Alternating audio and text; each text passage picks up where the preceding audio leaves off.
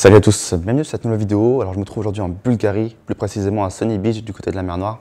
Alors la Bulgarie c'est un pays qu'on ne connaît pas beaucoup, qu'on croit souvent très pauvre, ce qui est vrai. Mais ici à Sunny Beach c'est vraiment tout l'inverse. Pour vous donner une petite idée, l'appartement que j'ai loué ici, que vous avez vu juste avant, ça se loue 200 € la nuit, alors que le SMIC bulgare est à 184 €. Et là ici à Sunny Beach, c'est incroyable de voir la richesse qu'il y a, parce qu'il y a beaucoup de Bentley, de grosses voitures en fait. De Bentley, de Porsche, de grosses Mercedes. Il y a beaucoup de Russes avec des voitures vraiment énormes. C'est assez impressionnant. Quand on s'éloigne à quelques kilomètres, on voit des familles en charrette avec des chevaux. Enfin, c'est juste assez dingue. Et je comprends mieux en fait, les entrepreneurs du web qui font leur argent sur Internet et qui vont vivre dans des pays à bas coût. Parce qu'en fait, c'est très simple. Alors, rien qu'en l'espace d'une semaine où j'ai séjourné ici, j'ai généré plusieurs SMIC bulgares en étant ici. Donc finalement, je comprends beaucoup mieux. Mais bref. Cette vidéo elle n'est pas là pour parler de la Bulgarie ou quoi que ce soit d'autre. C'est pour vous donner 5 astuces sur comment être bien référencé sur Airbnb, propulser son annonce dans le moteur de recherche Airbnb et recevoir un maximum de réservations.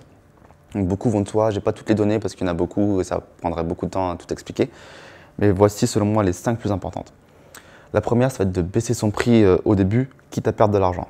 Les gens, quand ils ont terminé de rénover leurs biens, ils ont mis l'annonce sur le site, ils sont tout contents. Ils veulent mettre le prix maximum, le prix que ça vaut, directement, sans se poser de questions, parce qu'ils veulent avoir de l'argent tout de suite. Mais ça, c'est une erreur. Au début, il faut mettre le prix vraiment très bas. Pas non plus trop bas pour pas que ce soit une arnaque, mais vraiment assez bas, parce que les gens, quand ils recherchent sur Airbnb, il y a une petite réglette. Et les gens vont toujours baisser cette petite réglette vers le bas, de manière à avoir le meilleur bien possible pour un prix le plus bas. Ça, c'est logique. Tout le monde veut le meilleur rapport qualité-prix. Donc en faisant cette manœuvre-là, en mettant un prix très bas, vous allez recevoir beaucoup de demandes de réservation, parce que les gens vont vous trouver grâce à cette petite réglette. Et là où c'est important de faire ça, c'est de demander aux gens à la fin du séjour de laisser un commentaire. Parce qu'en fait, c'est les commentaires qui font que vous êtes propulsé dans le moteur de référencement Airbnb. C'est ça qui fait tout. Parce qu'une annonce qui a beaucoup de commentaires positifs, ça veut dire que c'est une annonce qui marche bien, qui génère de l'argent, qui n'a pas de problème avec le propriétaire. Donc Airbnb a tout intérêt à mieux référencer cette annonce. Là, il y a une petite nuance aussi, c'est que quand les gens laissent un commentaire, chose qu'ils font vraiment très facilement si vous leur demandez, c'est de répondre à ce commentaire-là. Souvent, les gens, ils répondent aux commentaires quand c'est un commentaire négatif pour se défendre, du genre « ouais, le ménage n'était pas très bien », donc le mec qui répond « c'est un peu la guerre », enfin, on s'en fout. Mais il faut répondre aux commentaires même si c'est positif, en disant par exemple « voilà, merci d'être venu, vous êtes les bienvenus quand vous voulez, à bientôt ». Ça va améliorer votre référencement et ça va aussi augmenter votre capital sympathie.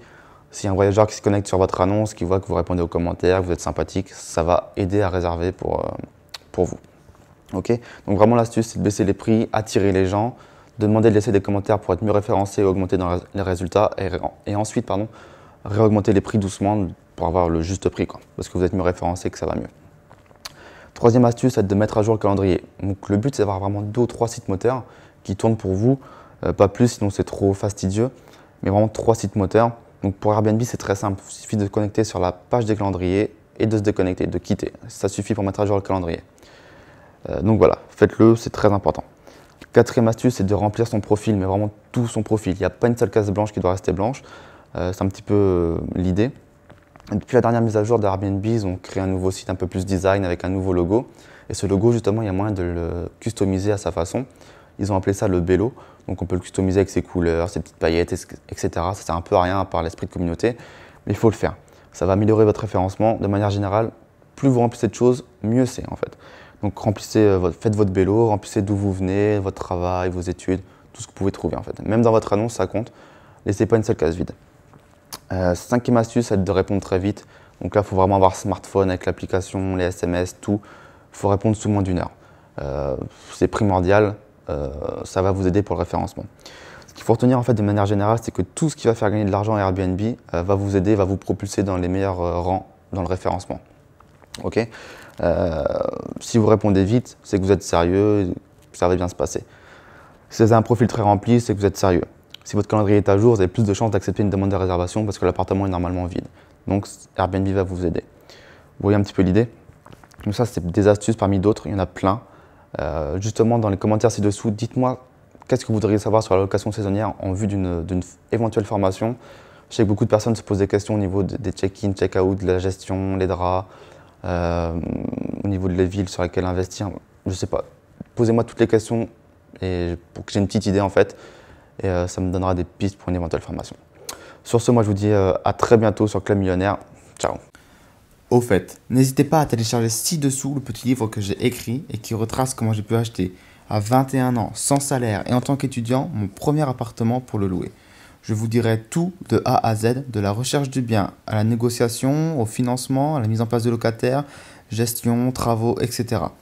Il vous suffit juste pour cela de me laisser votre adresse email ci-dessous et je vous enverrai ça immédiatement. Je vous dis à très bientôt. Ciao.